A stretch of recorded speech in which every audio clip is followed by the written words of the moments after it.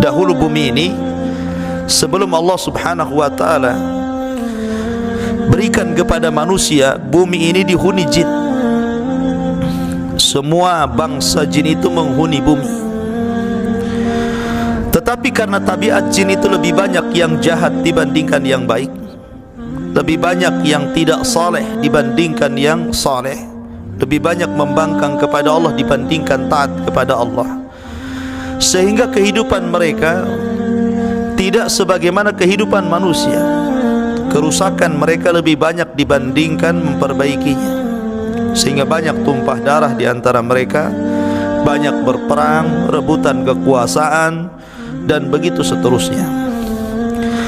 Sampai akhirnya Allah Subhanahu wa ta'ala hendak memperbaiki kehidupan mereka dengan cara mengutus jin yang paling soleh di antara mereka untuk memperbaiki mereka.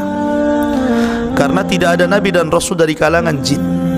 Nabi dan rasul itu dari kalangan manusia, sehingga yang ada jin yang saleh, sebagaimana Allah Subhanahu wa ta'ala menyebutkan dalam suratul jin, wa inna minna salihuna wa minna duna dhalik kunna tara'iqa qidada.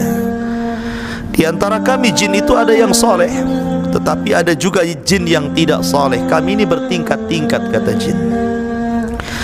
Lah jin yang paling saleh memang tidak disebutkan namanya, tetapi dalam kisah Israiliyat namanya adalah Ajazil. Ada jin yang paling soleh namanya Ajazil. Tidak ada dalam Quran nama Ajazil ataupun dalam hadis Nabi. Nama Ajazil itu muncul dari kisah Israiliyat, ya. Dan Nabi SAW bersabda, hadithu am bani Israil wala haraj. Tidak mengapa kau kisahkan tentang cerita-cerita Israiliyat selama tidak bertentangan dengan Quran dan Sunnah. Jadi ada jin yang paling soleh itu namanya Ajazil. Memang dia jin yang paling taat, soleh, ahli ibadah. Sehingga karena ibadahnya yang luar biasa, maka Allah Subhanahu wa ta'ala angkat Ajazil ini ke langit. Sebagaimana para nabi juga banyak diangkat ke langit, seperti Nabi Idris diangkat ke langit. Wa rafa'nahu makanan aliyya, kami angkat Idris ke tempat yang paling tinggi di langit keempat. Atau Isa bin Maryam juga diangkat ke langit, kan?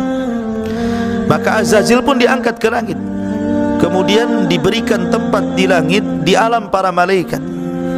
Bahkan ada yang mengatakan Ajazil ini bahkan sempat menjadi bendahara sorga, tinggal di sorga, menjaga sorga, hidup di alam malaikat. Maka Azazil ini ditugaskan oleh Allah Subhanahu wa ta'ala untuk menjadi pembaharu di kalangan bangsa dia sendiri, bangsa jin, dengan diutusnya para malaikat sebagai tentaranya. Maka Azazil pun kemudian mulai menertibkan bangsa jin yang ada di permukaan bumi ini dengan tentara para malaikat, dan berhasil. Maka jin-jin yang jahat, jin-jin yang tidak bisa diatur dipenjarakan di tengah lautan. Sebagian mereka dibuang ke hutan-hutan, ya. Lah karena kesuksesan Ajazil inilah akhirnya maka Ajazil kemudian diberikan tempat di langit bersama para malaikat. Sampai akhirnya Allah Subhanahu wa ta'ala kemudian menghendaki untuk menciptakan Adam. Ya, di awal-awal malaikat mengatakan, sudahlah ya Rabb, biar kami saja, sudah, enggak usah ciptakan makhluk lain lagi. Biar kami saja. Kami akan memujimu, kami akan bertasbih kepadamu, kami akan mensucikan kamu. Kalau perlu kami akan bertasbih di bumi. Biar bumi dan langit bergema dengan tasbih. Tidak ada yang menumpahkan darah, tidak ada yang bermaksiat kepadamu. Tapi Allah mengatakan, tidak, kamu kan tidak tahu apa yang aku ciptakan. Kalian tidak tahu, ya. Disinilah maka Allah mengatakan kepada malaikat, bukankah aku katakan kepada kalian, saya ini lebih mengetahui tentang kegaiban langit dan bumi, dan saya mengetahui apa yang tampak dan yang tersembunyi. Lihat sekarang apa yang terjadi. Adam dimuliakan di antara kalian karena Adam dilebihkan pengetahuannya dibandingkan kalian.